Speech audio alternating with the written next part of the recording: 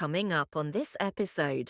So, what is change? And I think when we get into it, Scott, we can really deep dive into some of the behaviours and some of the things that potentially block people from either getting behind the change or understanding it, or even just, you know what, coming on the ride for the organisation. Absolutely. And I think one of the key things, or the goals, if you like, for this session is really to understand, as leaders, managers, influencers, when leading through change or in the change yourself, why do people show up differently? What is it they need? What are they looking for? Why are they different to you? You know, what's their goal within change? Done. One of the best ever lines in a song is by Elvis Presley. Go on. A little less conversation, a little more action, please. For you. For me. Yeah. Well, so the rest can have the converse. And this is it. And this is the point. So the key element there then is we are all different. We've already alluded to not one size fits all. We do need to taper our communication to each of those different mindset types or behaviour types, if you like. I was going to say that you guys out there listening to this, you're not alone. There are models, there are tools out there that support this journey. There's Claire Jensen's Change House Theory. Yeah. There's, as we said, Lippitt Noster's model there on 6 elements of complex change. Yeah. So that there are definite tools out there. And what's great about these tools, guys, is they align really well with the human. Welcome to the People Performance Podcast. The People Performance Podcast is made up of 3 series. First up, we have the Leader Lounge episodes with founder of T2, Martin Johnson. Then we have the guest interview episodes. And finally, we have our performance episodes delivered by our very own T2 consultants. For now, sit back, tune in and enjoy the People Performance Podcast. I'd like to welcome everybody to the T2 Performance Podcast with myself, Scott Morrison. And me, James Cooper. James Cooper, how are you doing, sir? Very good. It's been approximately a year since me and you were last in the recording booth together. It is a year. It's been a busy year. There's been a lot of change going on. There has been a lot of change going. I like what you did there. So today's podcast is going to take a little view through change and what leading through change can look, feel, and even taste like when in reality of the world that's happening out there. So before we get too far into it, just want to have a little chat with you about change, because obviously it impacts everybody differently. I know what my views are on change. Where do you sit with change? What's the awkwardness for you? Because obviously you've been on your travels, you've come back into the real world, as it were. The real world. I suppose from a change perspective, there has been, when you do decide to, from a personal level, take the time out, it is really quite daunting. Yeah. And I suppose the point being is my ability to flex, do whatever I need to do to get to where I need to be, wherever that is on the planet, by the way. Yeah. It has been challenging, and there's been things that have changed on a daily basis, whether it's a flight, whether it's an accommodation, whether it's just whether we know where we're going or not. Things do change. In a professional context, well, I've done not necessarily anything in regards to professional development, but I think I've changed my outlook on quite a lot of things. Well, you've been sending, for anyone that has real quick one, he's been on a sabbatical for the last, 5 months? 5 months, 6 months, constantly sending me little things that you've read or things that you've seen and ways of thinking. So you have been on a bit of a change journey yourself. So it's not like you've been off-grid and just enjoyed beach life, as it were. You've evolved a little bit in relation to your ways of thinking, beliefs, etc. Yeah, and I think there's a lot that's, when you go experience other cultures, you end up sitting in a headspace of, well, why do you do that? And we do the total opposite. Yeah. It's like there was a wrestle with happiness.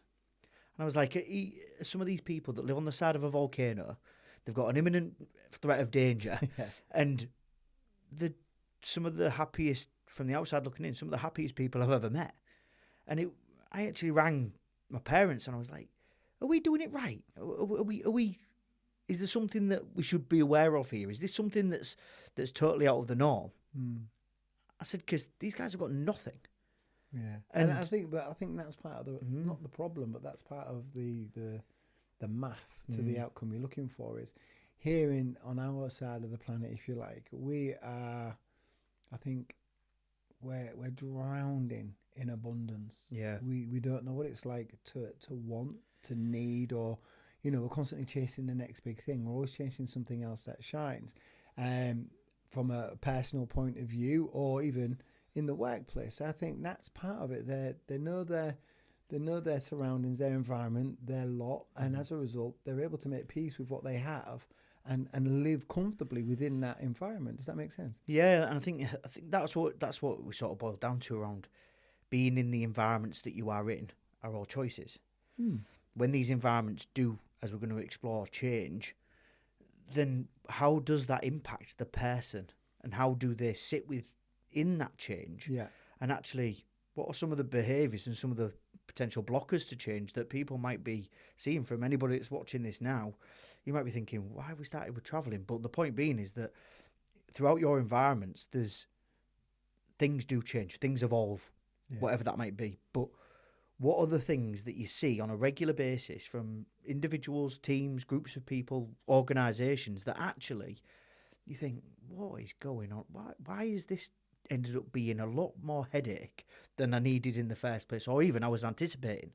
So what is change? And I think when we get into it, Scott, we can really deep dive into some of the behaviours and some of the things that potentially block people from either getting behind the change or understanding it, or even just, you know what, coming on the ride for the organisation. Absolutely. And I think one of the key things, or the goals, if you like, for this session is really to understand, as leaders, managers, influencers, when leading through change or in the change yourself, why do people show up differently? What is it they need? What are they looking for? Why are they different to you?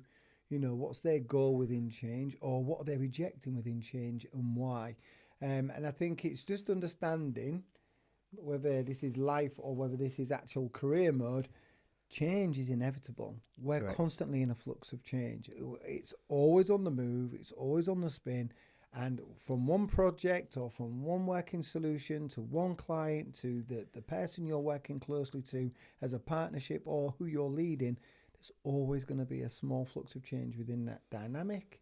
But then also in the larger scale of things, what's the organisation heading towards, what we're trying to achieve? And as a result of that, we have to evolve with things. There's AI out there, there's different ways of working, different change models to support us on this journey. So there are so many different things these guys have to lead through with the tools of certain things, but also for the understanding of not everybody is the same, and everybody will need a different aid to get through what change might look like. Yeah. No, I think even just talk about people, that you see one person getting a little bit of success and that changes the whole dynamic of a team. Well, hold on a minute. We didn't do this when so-and-so was here. Yeah. So there's loads of different things that we can explore. Yeah, and I think one of the key things as well is also for leaders to spot some of the blockers we'll discuss, and that might help them in being able to adapt to individuals as we go through. So I think, as we've said there, change is inevitable. It's always on the move. So I guess, why do people resist change would be my ultimate question. What do you think it is where we've said it for, I don't know how long, but people resist change? So why is that, do you think? So I think fundamentally people get comfortable. When you think about why you apply for a job and why you took a job in T2 and not somewhere else, when you get into a role, into a organisation, and you're in a position where you think, hey, I like it here. And we've experienced it at T2, Scott. But it's when something does change or something does evolve to something that you didn't necessarily sign up for initially, people can sometimes go, whoa, hold on a minute. This isn't what we said. And that's where the art of leadership steps into, that adaptable leader to say, look, this is what it was. This is what it is now. Now, if you turn around to somebody and say that, you'll get a couple of different reactions. You'll get, yeah, no problem, boss, no problem, absolutely fine. You'll get somebody that goes and clams up, doesn't say anything. And then you might get somebody going, can I just ask a question? And there's loads of different reasons why, but when we look at the people that we've gone through change workshops with and in organisations that have implemented large projects and bodies of work that have changed, I think it boils down to, do I get why we're doing this? How's this going to impact me? So I suppose the resistance to change comes from a level of comfort. Right. And having somebody that's done something for people that are well tenured in organisations that might be watching this now, again, they'll have gone through change on a number of occasions and they'll have got used to the way that it's communicated out in that organisation. And then when somebody else comes in and does it a different way, they go, they get the nose a little bit bent out of shape, or they're not fully behind it. They might nod like Churchill. They might nod and go, yes, yeah, no problem. And then behind the scenes or quietly in their mind, they'll go, I'm not totally checked into this. Yeah, and it's strange because, like you say, everybody's different. And I was talking with a team not too long ago, and they asked the question back to me, like, how are you in change? Like, how do you show up in change? And it was a good question, but kind of I just answered with my gut, and my gut answer is I just get on and I'll be pointed in a direction. I'll be given a couple of directives or a couple of goals to achieve in a whatever period of time, and I just head off in that direction at 100 miles an hour. For those who know me, 100 miles an hour, I'll get stuck into it. I'll make it work. My self-efficacy is high, so I'll always back myself to do what we need to do. I'm an optimistic character, so there's always going to be a silver lining to a cloud. There's always going to be a glass half full. There's always going to be light at the end of the tunnel. So I'll head off. But then what happens is I get to that destination, and because I've moved at such speed, I don't always know the why, if that makes sense. Because I know what we need, and because we need it, I'll do it. And that's me putting the need before my understanding, if that makes sense. So sometimes I'll get to the first protocol, so stage 1 of 5 stages, if you like, and then I have to come back to the beginning after leading my people there, come back to the beginning and go, hang on again, what we doing here? Why are we moving? What's the change? So I guess that leads into my question next to you is the communication of the vision like extremely important? Because that's where it can be won or lost, right? The communication bit is arguably the most important bit, and that's why large organisations have a full internal comms team. Yeah. So doesn't necessarily matter how big or how small your organisation is, but if you get it right, and there is a right way, but there's a right way for me, there's a right way for you. Sure. So for some examples, and just to give a little bit of context, you might be looking at somebody and thinking, that's gone a little bit too quick for them. That change element has gone a little bit too quick and they've just not got behind it. Mm-hmm. Now, we recognise this within some of the profiling tools that we use. Yeah. But my point being is that's not just the one thing for everybody. You can't just use a broad brush. Other people might think, well, you haven't kept me in the loop. So how are you going to communicate to that person that needs to be kept in the loop so that then they can fully get behind the change? Others, and yourself including this, Scott, which I think you was alluding to the point, is that, well, actually, this change has taken a little bit too long. You said this, and I've not seen anything move. I've not seen anything happen. I don't know what's in it for me. Yeah. I don't know how it's going to impact me. So there's obviously varying different levels, and then you can start to go to sort of some of the other extremes, if you like. And if you think about, well, I've seen this organisation and it's had a couple of hunches on what we're going to change, but then it's not actually landed on how are we going to put things in place? What's the actual plan for this? And where's all the detail? And some people might turn around and go, yeah, all right, but how? How are you going to do it? So you've got a couple of little things already. You've got, when's this going to happen? How is it going to happen and why? Which, again, for different people, you might still think, have I communicated that effectively to you as an individual? Yeah. Then have you communicated it to me or anybody else in the organisation? And then finally, is that, but what does that then mean for me? Mm-hmm. Because whether you're moving at pace, whether you're slowing right down, or whether it's the varying different levels of information that people need, it then becomes a big task, this communication. So there's a few key takeaways there then when we think about it. So the first one being change is ever present. Yeah. So that's always going to be in the atmosphere, the environment that we're in.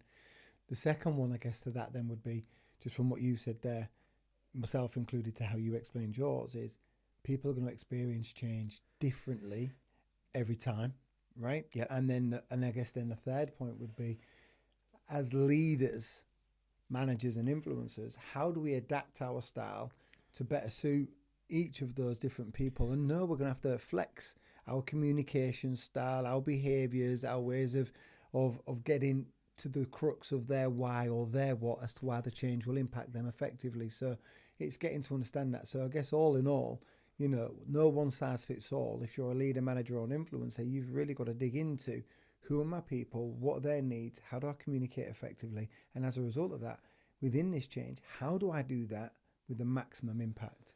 Okay. Is that fair? Yeah, but I totally agree. And it is do you know your team? Yeah. Do you know the room that you're orchestrating? Do you know the people that are actually in there and what's maybe driving them and motivating them to come to work, and why are they here? Because then when you start changing things and it impacts, again, human iceberg model, which most people will have seen, it's, well, how does that impact some of the behaviours and some of the things that people do? Yeah. And I think if we just looked at that specifically, there's some experiences that I've had where you've had people that have really been given all the detail, they've been given all the information, they've been given time, but then what they haven't been is included in the decision. Okay. Now, you might turn around and go, well, everybody doesn't need to be involved in the decision, but everybody needs to be involved in the change because it is directly going to impact every single person in this organisation.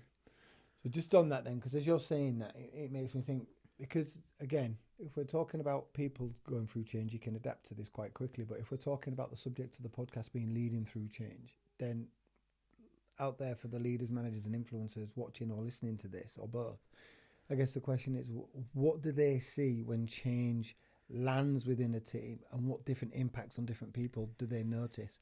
And then I guess to second that question, what do they recognise as the blockers for these people towards the change? Yeah, so there's obviously the general consensus, and this isn't just a one boot fits all, because there's motivators in the background that are driving people to come to work. But if you've experienced, and this is for you to do a little bit of reflecting for anybody that's watching, if you are starting to see somebody run off into the sunset but they're going the wrong direction, why is that? If you are seeing somebody actually actively go out of their way to try and underhand the change and maybe a little bit of sabotage, well, why is that? If there's something around, well, you know what, I'll keep doing my job, I'll keep doing it, but I don't know what I'm actually heading towards here. I might be on a little bit of a treadmill. Well, why is that? Or is it that actually you go, yeah, good luck if you're going to try and implement that change. We are far under-resourced and we'll probably just end up having a bit of a moan-up. So, again, what are the things that you are recognising? Well, for us, we start to see people that don't get behind the changes because they have these blockers in place. Just because of who they are and the way that they do their thing, they could potentially have this blocker and you might not even know about it. Yeah. So when you start to see people that are maybe underhanding, maybe people that are not necessarily fully behind and know what's in it for them, well, you can start to look back and say, right, so what do you need from me as a leader to get you behind the change? Right, okay. So for some examples, me included, that like to answer or ask and answer lots of questions and get involved in a conversation. If you don't involve me in that conversation at the beginning, yeah, and don't give me time to process my questions and get things in place and ask my curious questions, then fundamentally I'm going to go, yeah, all right, but it doesn't impact me because I've had nothing to do with it. Now, in reality, in some organisations, they are not going to be in that conversation. So how can you... In a lot. In a lot of organisations. So in reality then, how as leaders do we communicate with somebody that wants to be involved in the process of implementing the change or getting behind the decision making? Well, even if it is that you post out to them, give them time to prepare questions and maybe post it to a small group of leaders that are in the organisation or go out to the wider audience, that gives that little bit of consensus and you start to really understand what engagement. People... Yeah, engagement with people. So that then, if nothing else, they feel heard. Now, how that then communicates back is we've taken all this information in. This is the change that we've the decision that's been made Yeah. based on not just your input, but everybody's input in the organisation. This is the trail, the track, whatever you want to call it, the roadmap for how we're going to implement it. Right. Okay. I hear you. Right. So with you saying that already, again, we're slightly different, because what you've just described there is the opposite to what I described earlier on in relation to give me the information, give me it short, give me it sweet, give me it succinct, tell me the direction you need me to head in, and I'll go. Whereas you're going to ask, well, why is it short? Why is it succinct? Why is that the direction? And why is it me that needs to go? You're going to ask those type of questions. So to help the listeners then, or the watchers of this, let me twist it a little bit. Let me ask you about different ways of receiving this information. So if I was to sit there and if I go to you, then if I class you as what I would class as a curious man, an analytical mind, somebody who without that information is going to let the fog set in, because you're going to get confused, as an example, as to why we're even doing this. It wasn't broke before. Why are we in this mode of now changing direction for the sake of change? So if I'm to talk to an analytical mind, a curious mind like yours, that's going to have lots of questions. They're going to need a safe place to ask these questions. They're going to need a forum, an engagement session as such. How do I deal with you as a mindset, as a leader then? What do I need to deliver for you to be on board? Fundamentally, it's time. If you imagine this, you've got that person that is analytical. Mm-hmm. Arguably, they're going to need time to think. And we've got profiles that are heavily based towards thinking. Yeah. So if you then go really quick, this is the decision we made, this is how it's going to impact you, this is what's going to be, da-da-da, and it becomes like a bullet point, they're going to, what? Too much. No time. What are you doing? Because that understanding is, if I know my person and it is going to be that, I want a little bit more time just to think about this. Well, as a leader then, get in front of that person and say, look, this is coming down the line and I'm picking you guys because I know you want a little bit more time to think about stuff, and I want you to come back, and this is going to be the time and place where you can ask your questions. Got it. This isn't in the big, we call what the town halls that some organisations do, and then you've got that one person that raises the hands on Teams, and then that's another 45 minutes of your life taken away. If you've set it up correctly, people understand the forums and the environments where they can actually have that conversation, because they know that in this time, in this moment, that isn't it. That was actually 4 weeks ago when we had the initial conversation. Yeah. I'm using 4 weeks as a general time. Yeah, no, I get that. That makes sense. The time is not precise. It's what's needed. I get that. So if that works then for the thinkers, the analytical mind, the curious people, if that makes sense. So if I switch that then to, let's say, because we all recognise in our team, there's always one person who's that feeler operative within the team. How am my team going to receive this? What will their journey be like? Will they have a seat on the bus? Will they be comfortable on that seat on the bus? Will they be looked after? Do you know what I'm saying? That feeler element of thoughts, feelings, etc. How might we deal with that mindset of that person? I suppose that where we've seen it work is that the organisation and the person that's delivering this communication on change has considered the people. Yeah. If you haven't considered the person and you've just given a load of data and numbers, or you've just given somebody the outcome and say, off you go, you're not going to get the success that you was actually planning on getting from these people that are heavily based on that humanistic element of how is this going to impact the person? How is this going to impact our teams, and how are they going to feel in that? Well, first of all, let's consider that then. That would be the advice. Consider the person and the people that it's going to impact. I like that. So I guess what we're saying there is, for those who are listening, empathy is massively easily as important as clarity whilst communicating change. Yeah, well, empathy is the key, isn't it? To being empathic is to understand. I can feel what you feel.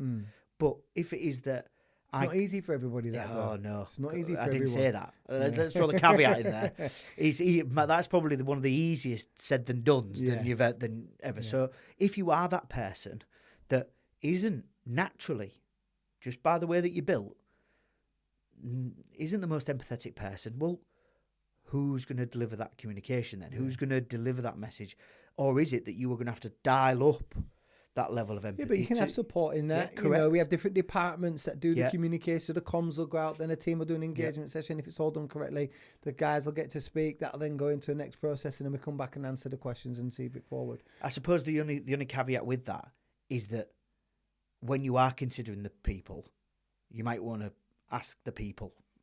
You might have to engage in that. So it's still people engagement. Listen, there's caveats to that too. If we're going to ask the people Mm. and hear their views, their points of views, their opinions, their thoughts, their curious questions or their ways of working, if we're going to listen to them, then put it into action. Yeah. Because you'll have a little rebellious group on your hands. If they give you everything, you don't use any of it. Yeah, so I guess there's measurements here. Correct. Right? Because there's some things you'll have flexibility in and some things you won't. So I'm not saying being careful on how you implement change or lead through change, but just make sure you know what your boundaries, your rigors, your rules, your line for margins are. Set your tram lines up. Absolutely. So if it is that you're starting to get people question, that's a key ping, red flag for you to go, I haven't nailed the first communication. Right. So then spinning that out. So we've looked at the thinkers, the analyticals, if you like. We looked at the feelers, those people who are caring for the journey of their fellow workers, colleagues, etc. So then we fall back into my camp now. The double doers, the drivers, the expressives. Here I am. Give me what I need. Wind me up and set me off in that direction. Yeah. So what would leading through change look like to me, or managing someone like me? So if you was that you're recognising people that are, give them the very bare bones, and you can let them go. Well, why would you do it any other way for them? As long as you've given them the amount of information that's relevant, not necessarily all of the detail, a high-level summary of the things that are going to directly impact them and the team and the people that are around them, but you have to focus on the outcome, the goal that's actually going to be achieved, and actionable plans for people to go in, this is what we'll do now, then we're going to do this, then we're going to do this, and lay out the steps and then go, have you got anything? They're probably already gone and they're already doing it in their head. I was going to say, it sounds nice when someone says, oh, let me lay out the steps. But by the time you've got to like sentence 2, I've already left the building. Yeah, I've left the building. So bullet points are key. But I think for me then, the one thing for success within leading through change, if you've got a rabble of people that are like me, unlucky by the way, but if you've got a lot of people like me, then it's setting that time distance. So it's like, all right, you can disappear, but you can only disappear for 3 days. Yeah. Then come back on what have you found. Yeah. Tell me what you've explored. What ground have you covered? How's it been received? Feedback. Okay, now we've got that. We can make a plan for the next stage. Hold tight.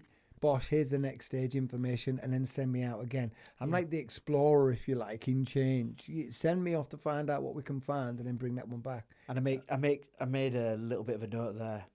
It was when you're starting to think about quick decisions and moving forward quickly, and then let them do the do. If you're holding back too much and maybe keeping the reins on them a little bit too much, then you are going to get people who go, well, I said I'd do this Monday, it's now Tuesday morning and you're still holding me back. Why? And then that starts, just remember, all of that time is constantly just frustrating them, isn't it? It's just you're just keeping them wound up and keeping them, I'm still sat here. Why are we still talking about the same thing? There's bits in that, by the way. Why are we still talking about it? Why don't we just go and get it done? One of the best ever lines in a song is by Elvis Presley. Go on. A little less conversation, a little more action, please. For you. For me. Yeah. Whilst the rest can have the convos. And this is it. And this is the point. So the key element there then is we are all different. We've already alluded to not one size fits all. We do need to taper our communication to each of those different mindset types or behaviour types, if you like. So I guess when you're dealing with all three, and listen, I've used 3 there. There's probably 5 or 6 different more mindset types out there that you would need to cater to and to adapt to. But as a leader then, how can you build confidence in an uncertain time during change? Because if there's 3 different people, 3 different types chasing you for some sort of security, some sort of confidence or continuity during change, but they all need different things, how? First of all, don't make assumptions. Okay. Because if you are assuming that somebody's got it and that they're behind the change, by you being you and you delivering Yeah. that message and standing in that town hall and going, this is what we are going to do, blah, blah, blah, and laying it on thick. Yeah. Some people in the room, and it'd be interesting to get some comments in the chat when you talk around and go, did I get it? And we've worked in organisations where we got told the change, Yeah. but we didn't actually get spoken to. Yeah. We got told it. And I get that. And I get that sometimes there will need to be that initial communication. Somebody's going to have to deliver the message of going, this is the date when this is going to start. But if you're not then following that up with, right, smaller teams, smaller meetings, one-to-ones, whatever it is, and going, do you understand how this is going to potentially impact you and the goals that you're going to set for the people that you work with the empathy that I'm showing you now. I'm trying to understand, do you get it? And that's not, do I get the change? It's going, do you understand the impact that this is going to have for you? Now, whether that's a small catchment group, whether it's a larger team, whether it's a finance team, whether it's HR, whatever it is, Yeah. it's understanding you've landed that message for your people, the people that you work with, the people that are in your remit, the people that actually report to you and go, right, boss, what does this mean for us? And as leaders, you've got to be informed on that. You've got to be informed. You could potentially anticipate some of the questions that they're going to ask. And then you go get the answers. And whether you are an outcome-based, whether you are sort of people-based, whether it is that bigger picture, or whether it is just understanding that I want the detail. Whatever it is, if you know your teams and you know the people that are in your remit and that are in your sphere of influence and your level of control, I need to know those people before I start to cater some of the communication. And then check in with them as well to go, just so we know, I know this probably ain't going to be the time where everybody speaks, but I'm going to organise a little 10 minutes with this area of the organisation. Then they're going to go up there, direct leads, and they're going to talk to the teams, the foot soldiers on the ground, and we'll get anything else, any questions, that's when you ask them. Yeah. And knowing that everybody that's that flow of communication gets exactly what the sort of buy-in is, how it's going to be resourced, and then you can go through, there's a Lippitt-Noster model that we use, isn't it? And that walks you through what are the potential things for communicating change out. But my point being is that if you're not armed with that and you haven't received that at senior level and you've just had a communication that's come from the board and not considered all of those different people that this message is going to be going out to, that's your assumption. Yeah. That's the impact, the knock-on impact on the outcome and how, not necessarily easy, but how effective that change model is then being implemented. Yeah, I was going to say that you guys out there listening to this, you're not alone. There are models, there are tools out there that support this journey. There's Claire Jensen's Change House Theory. Yeah. There's, as we said, Lippitt-Noster's model there on 6 elements of complex change. Yeah. So that there are definite tools out there. And what's great about these tools, guys, is they align really well with the human. When we talk about Steve Peters and the chimp process of, how do I survive in that first element? Second element, how to be part of a team and how do I be part of a tribe? The third element, what's my purpose?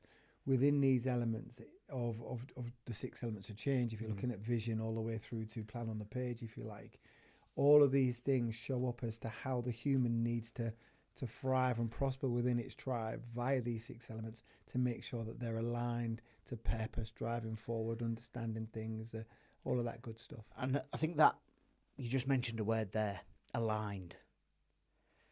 Because if you are doing one communication and that goes out to everybody in that room is taking that in a totally different way. Mm-hmm. Until you provide the clarity and have the further communications, then that's where you're going to get our people actually behind the change. Now, everybody that's ever implemented an element of change. So let's talk about somebody joining the team. That's an element of change.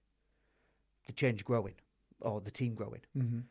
Whether somebody's redundancy, where somebody's being removed from the team or a full team's being removed, well, who's going to pick up that work? So it can go to varying different levels. Yeah, and it's not negative either, No, by the way. it's It not. doesn't have No, to be it's negative. not. It could be a case of you've got a team of 10 and somebody gets promoted from that team. But the change now is I'm no longer a peer or a level with the guys I'm in. I'm now leading. I'm an influencer to this group. And how's that going to be received? And how do I adapt? And how do they adapt to me? So there's, just like you said, there's constant change. Yeah. You've got me thinking about a number of different things there. And I guess one of the key questions for me then here is it's not so much that people are resistant to change anymore, or I don't think it will be. It's more about their resistance to the communication of change. And if we get it wrong, that will add to the resistance. If we get it right, obviously, that lessens the resistance. So I'm not sure if it's change that hits the resistance or how it's communicated to us. Does that make sense? I would suggest that change isn't actually the challenge. It's leading through change. And we can see the best leaders. We've experienced some really good leadership in some of the organisations we worked with. But they're the ones that take the individual experiences from everybody in that who's going to be impacted by this change and caters that communication in a way and leads them through it. Not just communicating change to them, but actually leading through change. And that's where some of the leaders that we've got in the past that have come in and drop a grenade and then run off. Well, that's not leading through change. Taking your teams, taking your people, effectively communicating with them what this is going to do and how this is going to impact them, and then providing all of the information that's needed at varying different levels, and understanding that some people are going to need the question, some people are going to need that reassurance. They're going to need to know how it's going to impact people and how they're going to feel. So it's turning that level of uncertainty into a level of confidence. Yeah. It's me turning around and going, do you know what, Scott? I get it. And I've got absolute clarity on what I need to do within this element of change. Okay. And I think that's it. Change isn't the challenge. Yeah. It's actually leading through change. And the comms that go around it. Correct. Excellent. Okay, cool. Listen, that is probably the best place to call this a wrap, if that makes sense. But listen, I say this at the end of every single podcast that we do.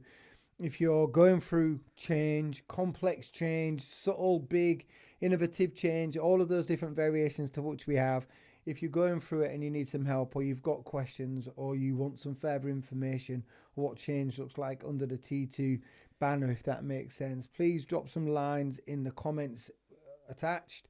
Get in touch with us directly. We can obviously speak to you, talk to you, and see what we can do to support that change function for yourselves, or that change communication for yourselves within your teams. But ultimately, as always, thank you, James. Great speaking to you. Great to have you back in the booth. Yes. You know what I mean? And thank you for taking the time out and listening. But yes, give us some feedback on the podcast. Put some comments in there. Ask us some questions. Be curious. Use this while this topic is hot and relevant for you. Speak to you all soon.